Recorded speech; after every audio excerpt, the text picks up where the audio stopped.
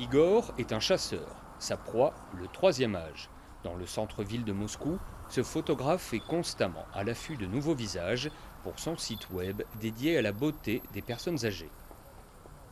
D'abord, je regarde le visage. Il doit être charismatique et intéressant. Il doit contenir quelque chose que la personne a reçu en héritage de ses parents ou de la nature.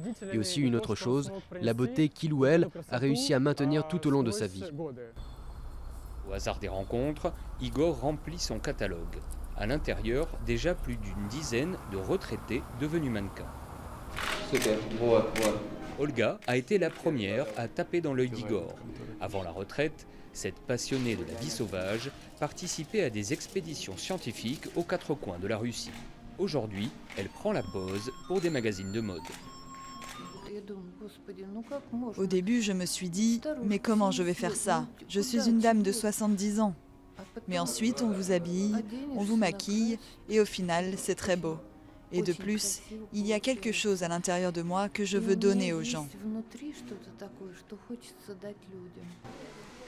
Une séance photo professionnelle, c'est aussi un revenu supplémentaire non négligeable dans un pays où la retraite mensuelle moyenne s'élève à environ 200 €. En Russie, près d'un quart de la population a dépassé l'âge de la retraite. Quand les enfants et les adolescents verront des personnes âgées sur les couvertures des magazines, ils ne seront plus effrayés par la vieillesse. Ils respecteront davantage leurs parents et comprendront qu'être âgé, c'est beau.